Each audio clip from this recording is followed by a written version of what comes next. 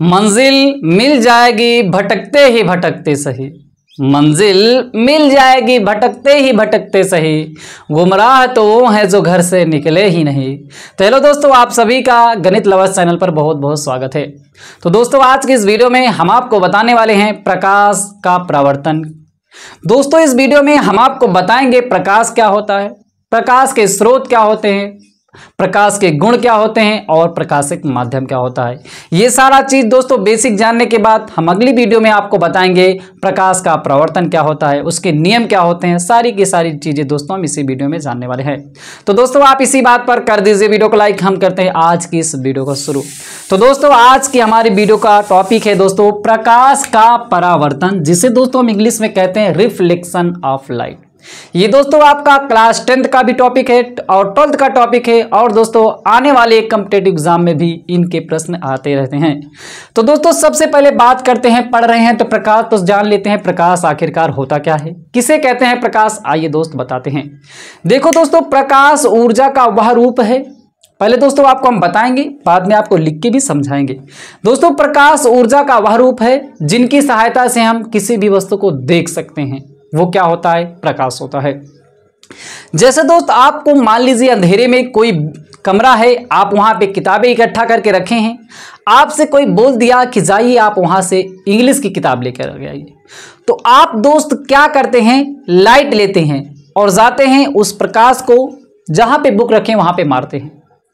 तो दोस्तों, जब वहां पे प्रकाश गिरेगा, उससे गिर करके वहां पे गिरता है तो वापस आता है, लौट करके हमारी आंखों तक पहुंचता है, जिनके फलस्वरूप हमें वस्तु दिखाई देने लगती है। अब दोस्तों आप ध्यान दीजिए, क्या आप बुक को देखने के लिए आप प्रकाश अपनी आंख पे मारेंगे कि हम आप आंख पे मारें और प्रकाश से हमें वस्तु दिखाई देने? नहीं, आप वस्तु पे मारेंगे, वहां से लौट करके आपकी आंखों तक पहुंचेगी, वस्तु दिखाई देने लगती है।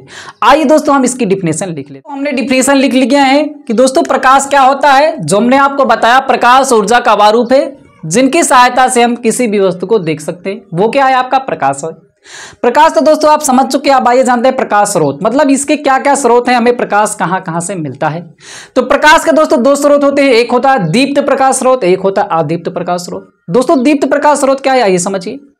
दोस्तों वे प्रकाश स्रोत जिनके पास स्वयं का प्रकाश होता है। अब दोस्तों जिनके पास स्वयं का प्रकाश स्रोत रहेगा वे प्रकाश उत्पन्न करेंगे। तो वे प्रकाश स्रोत जिनके पास स्वयं का प्रकाश होता है उन्हें हम दीप्त प्रकाश स्रोत कहते हैं। जैसे दोस्तों हमने सूर्य ले लिया, सूर्य के पास क्या है? स्वयं का प्रकाश है। विद्युत बल्ब क्या है? स्वयं का प्रकाश है।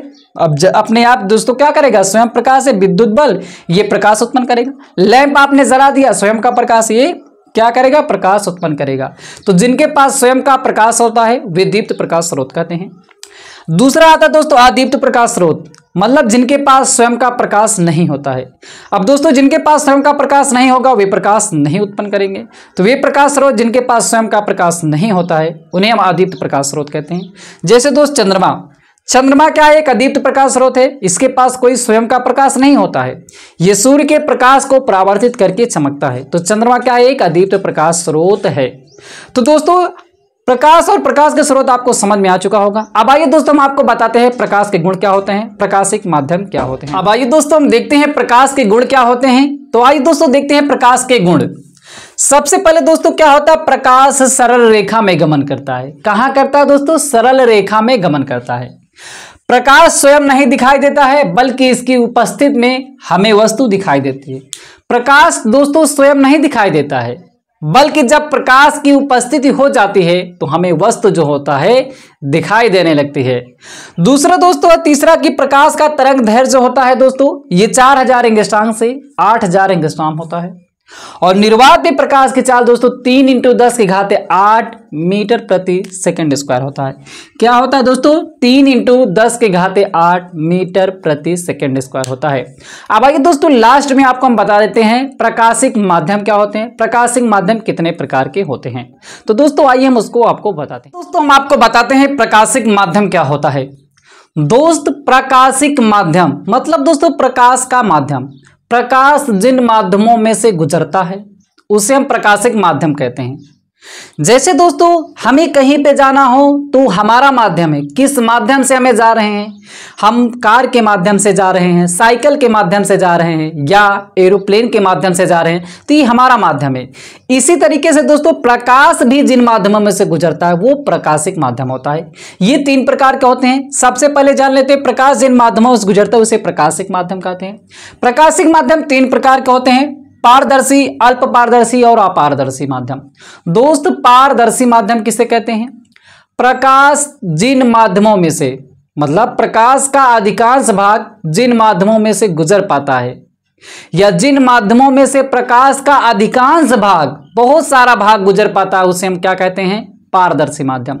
जैसे दोस्तों हमने ले लिया वायु हो गया, जल हो गया, कांच। वायु से क्या होगा, आप वायु में प्रकाश को मारते हैं तो वो क्या विचलित होता है? वो पूरा का पूरा मतलब अधिकांश भाग, आधा से ज्यादा भाग गुजर पाता है। जल हो गया, आप जल में मारेंगे प्रकाश का मतलब ये गुजर पाता है। कांच हो गया, कांच में से प्रकाश का अधिकांश भाग गुजर पाता है।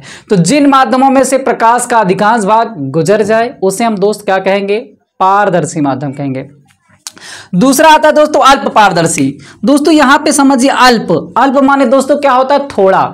पारदर्शी मतलब थोड़ा जा पाए प्रकाश, ऐसा माध्यम जिनमें प्रकाश का कुछ ही भाग, अल्प भाग मतलब कुछ ही भाग गुजर पाता है, उसे हम अल्प पारदर्शी माध्यम कहते हैं दोस्त। जैसे दोस्तों हमने जल ये लिया था, जल में पूरा का पूरा प्रकाश चला जाएगा, लेकिन दोस्तों इसी जल को हम गंदा कर दें, मिट्टी डाल दें तो ये गंदा हो जाएगा। अब इसमें क्या होगा? पानी गंदा हो जाएगा तो प्रकाश कुछ ही मात्रा में जा पाएगा। आपने कांच लिया, कांच में प्रकाश का अधिकांश भाग गुजर पाएगा, लेकिन दोस्तों आप इसे घिस दो, रगड़ के बेकार कर दो, घिस दो, तो इसमें दोस्तों प्रकाश का कुछ ही भाग चला जाएगा। तो ये क्या होता है दोस्तों? अल्प पारदर्शी माध्यम होता है। लास्ट दोस्तों होता है जिसे हम कहते हैं अपारदर्शी माध्यम, जिसे दोस्तों कहते हैं अपारदर्शी माध्यम। ये क्या होता है दोस्त? हमने लिख दिया है दोस्तों, जिन माध्यमों में प्रकाश नहीं गुजर पाता है, जिन माध्यमों में से प्रकाश गुजर ही नहीं पाता है दोस्त, उसे हम क्या कहेंगे? अपारदर्शी माध्यम कहते हैं। जैसे दोस्तों हमारे पास कोई दीवार है, दीवार के इधर हम प्रकाश मारेंगे उधर जा पाएगा? नहीं जा पाएगा। आपके पास दोस्तों एक बुक है, आप बुक के इधर प्रकाश मारेंगे उधर जा पाएगा? नहीं जा पाएगा। दीवार हो गया, मकान किसी को हो गया तो आप वहां पे प्रकाश मारेंगे तो नहीं जा पाएगा। तो जिन माध्यमों में से प्रकाश नहीं गुजर पाता है उसे दोस्त हम अपारदर्शी माध्यम कहते हैं। तो दोस्तों मुझे उम्मीद है कि आपको दोस्तों प्रकाश के स्रोत, प्रकाशिक माध्यम बहुत आसान तरीके से समझ में आया होगा। दोस्तों हम इसके अगली वाली वीडियो में आपको बताएंगे प्रकाश का प्रवर्तन क्या होता है, प्रवर्तन के नियम क्या होते हैं और बहुत सारी चीजें अगली वीडियो में हम दोस्तों बताएंगे। तो दोस्तों यदि आपको वीडियो अच्छी लगी लाइक करें, चैनल पर पहली बार आए चैनल को सब्सक्राइब करना ना भूलेगा। फिर मिलते हैं दोस्तों एक नई वीडियो के साथ।